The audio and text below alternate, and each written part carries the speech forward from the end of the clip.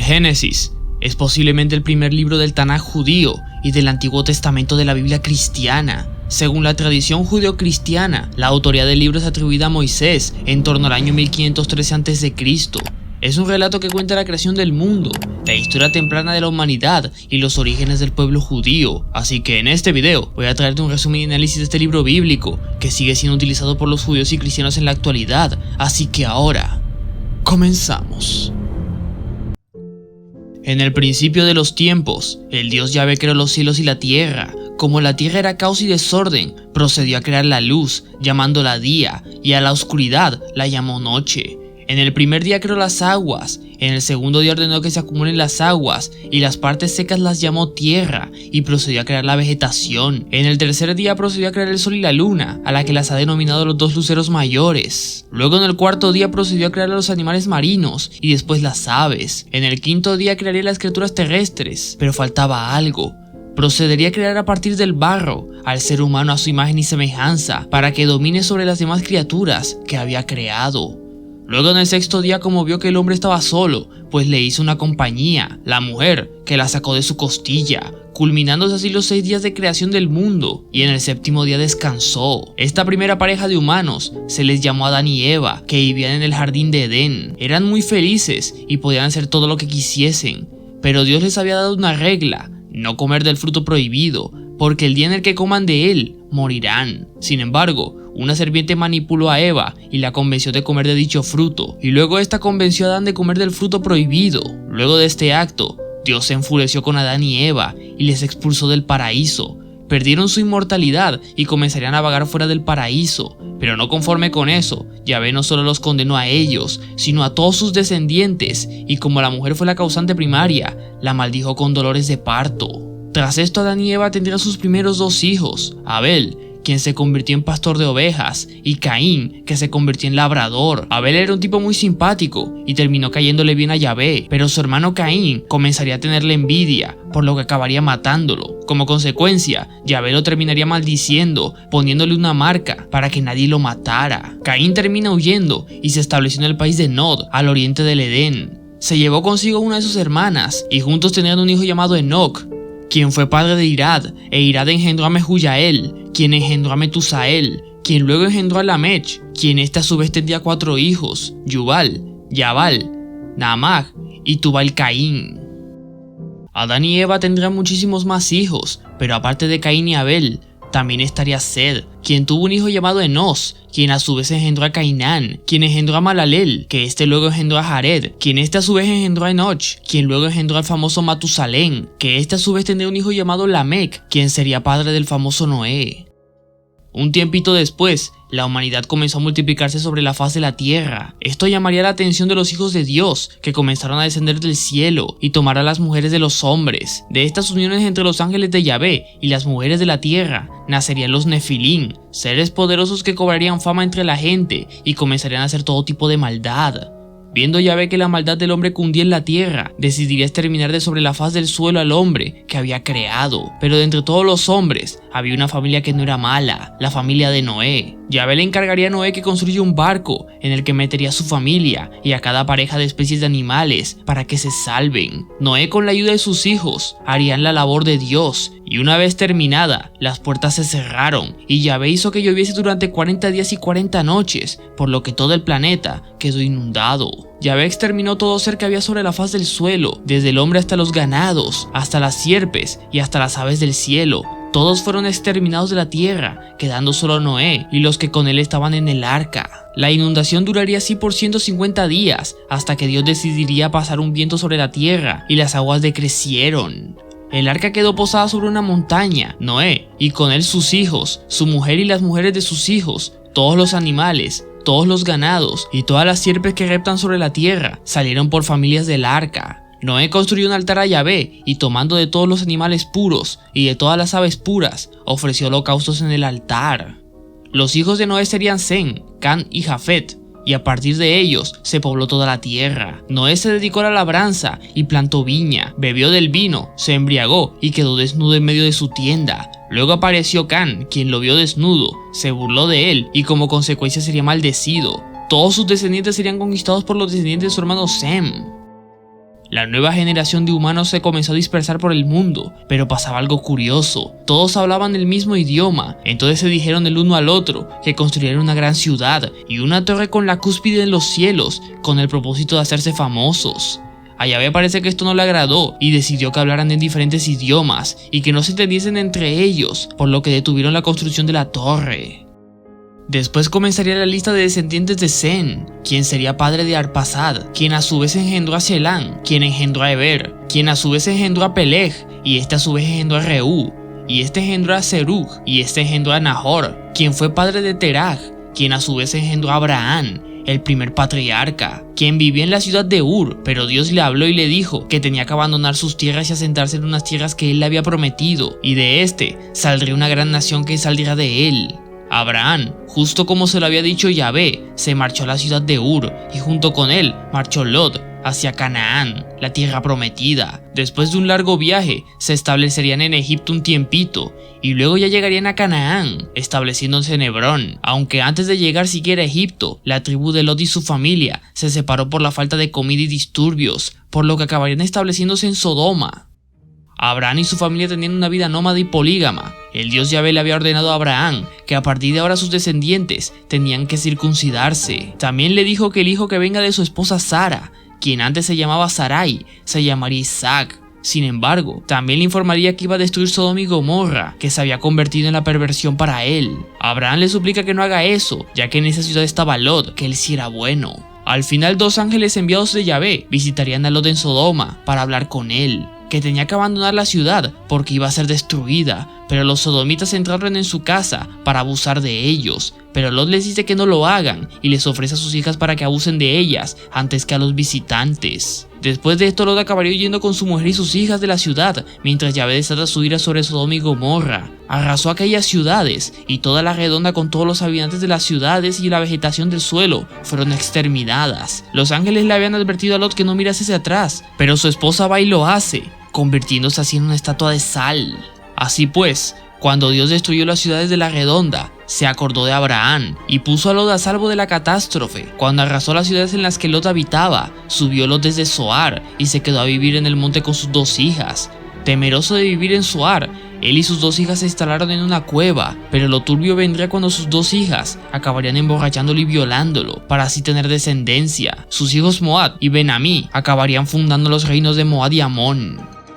Después de esto habrían disturbios entre Sara y Agar por la primogenitura, pero Abraham al parecer quería más a Sara y terminó echando a Agar y a Ismael. Yahvé visitó a Sara como lo había dicho, e hizo Yahvé por Sara lo que había prometido. Concibió Sara y dio a Abraham un hijo en su vejez, en el plazo predicho por Dios. Abraham le puso de nombre Isaac y lo circuncidó a los 8 días de nacido. Creció el niño y fue destetado, y Abraham hizo un gran banquete el día que destetaron a Isaac.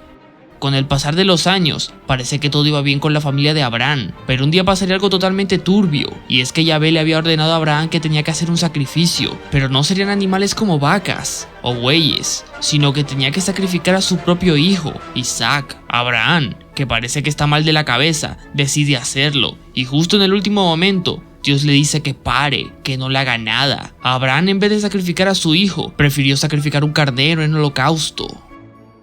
Luego de esto, Isaac se casaría con Rebeca y tendrían dos hijos, Jacob y Esaú. Jacob había conseguido la primogenitura de su hermano a cambio de un plato de lentejas y terminó consiguiendo la bendición de su padre Isaac, que al parecer ya estaba perdiendo la vista, haciéndose pasar por su hermano, poniéndose por encima piel de cabrito. Debido a esto, Jacob y Esaú terminarían llevándose mal. Esaú terminaría casándose con dos mujeres hititas, mientras que Jacob pasaría a llamar a las tierras de Canaán, Israel. Tendría 12 hijos, José, Judá, Leví, Benjamín, Rubén, Simeón, Isaacar, Neftalí, Zabulón, Aser, Gad y Dan. Al parecer también tendría una hija llamada Dina, quien había sido violada por Siquén, y sus hermanos, en vez de matarlo, prefieren que Dina se case con él a cambio de unas cuantas riquezas. Al principio los hermanos se negaron, debido a que Siquén no estaba circuncidado, pero Siquén y su padre Hamor comenzarían a circuncidarse a cambio de que Dina fuera la esposa de Siquén. Al tercer día, mientras ellos estaban adoloridos, dos hijos de Jacob, Simeón y Leví, hermanos de Dina, blandieron cada uno su espada, y entrando en la ciudad sin peligro, mataron a todo varón, Hamor y Siquén incluidos. Sin embargo, Jacob y sus hijos saquearon toda su hacienda, y sus hijos y sus mujeres, y pillaron todo lo que había dentro. Un tiempo después, José, el hijo favorito de Jacob, había tenido un sueño, lo que provocaría que sus hermanos aumentaran el odio, que ya de por sí le tenían por ser el favorito de Jacob.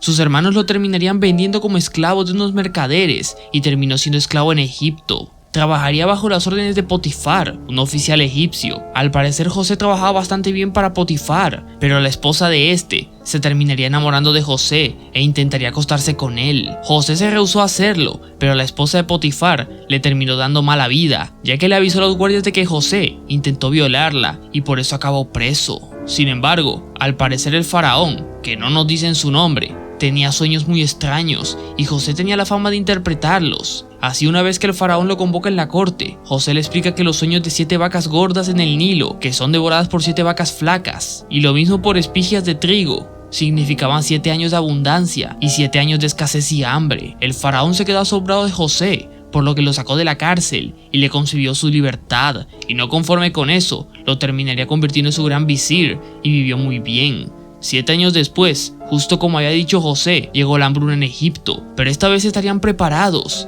Muchos cananeos comenzarían a llegar a Egipto para pillar comida. Los hermanos de José habían llegado a la corte del faraón para también comprar comida. José reconoció a sus hermanos, pero ellos no le reconocieron.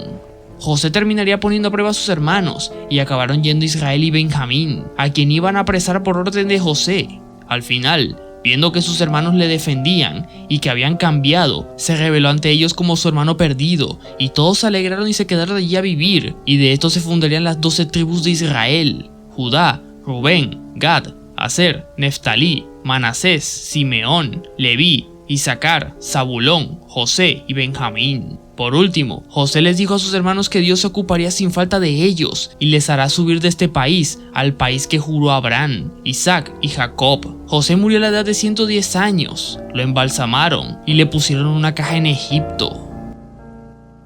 Pues eso vendría a ser todo lo que relata el Génesis. Como es habitual en este tipo de videos, donde hablo de libros de la antigüedad, voy a hablar de la autoría y redacción del Génesis, su historicidad y hablar un poco del libro en sí. El Génesis es el primer libro del Tanaj judío y del Antiguo Testamento cristiano de la Biblia. El libro consta de 50 capítulos y narra desde la creación del mundo hasta los orígenes del pueblo judío. El libro del Génesis no menciona ningún autor en específico, pero según la tradición judeo-cristiana, la autoría del libro es atribuida a Moisés en torno al año 1513 a.C. Sin embargo, desde finales del siglo XIX y gran parte del siglo XX se había puesto en duda dicha autoría y redacción, debido a que el libro presenta contradicciones y no parece reflejar la época en la que fue escrito, sino que parece indicar que es bastante más tardío de lo que se afirmaba y posiblemente no tenga un solo autor. Por lo tanto, actualmente el consenso entre historiadores es que el Pentateuco no lo escribió Moisés, ni es un texto del siglo XVI a.C., sino que se empezó a escribir en el siglo IX a.C. Por ejemplo, Génesis 36:31 dice lo siguiente: estos son los reyes que reinaron en Edom, antes de reinar rey alguno de los israelitas. Este texto es una de las tantas pruebas de que Moisés no escribió el Génesis, debido a que precisamente en la época en la que vivió Moisés, Israel aún no tenía rey alguno. Por eso es que se ubica en el siglo IX a.C. Y otra prueba de ello es que el Pentateuco se escribió originalmente en hebreo, y dicha lengua no existía en la época de Moisés, sino que es una lengua que tuvo sus orígenes en la Edad de Hierro, a partir del siglo XI a.C. Existen por lo menos 4 fuentes de personas que posiblemente escribieron el Génesis y el Pentateuco en general. La primera sería la fuente yavista, desarrollada a partir del año 950 a.C. durante el reinado de Roboán en el reino de Judá. La fuente eloísta, desarrollada a partir del año 850 a.C. durante el reinado de Ocosías en el reino de Israel. La fuente deuteronomista, desarrollada a partir del año 621 a.C. durante el reinado de Josías, cuando Jerusalén estaba en un periodo de reforma religiosa. Y la última fuente sería la sacerdotal, que tuvo sus inicios durante el exilio babilónico. Por lo tanto, para resumir un poco y centrándonos únicamente en el Génesis, sus textos más antiguos serían del capítulo 2 al 50, que narra la historia de los patriarcas, aunque posiblemente las partes de Abraham viajando de Mesopotamia a Canaán sean un añadido posterior, y las partes más tardías del Génesis serían del capítulo 1 hasta el 11, que narra desde la creación hasta la Torre de Babel. Ahora que ya cubrimos su autoría y redacción, hay que hablar un poquito de su historicidad. Al igual que prácticamente todos los libros de los que ya he hablado, el Génesis fue escrito originalmente con propósito de relatar historia. Sin embargo, tanto para los historiadores como para los arqueólogos y científicos, los primeros 11 capítulos del Génesis son mitología, ya que la humanidad no desciende de una única pareja de seres humanos, y relatos como el diluvio son científicamente imposibles, y la Torre de Babel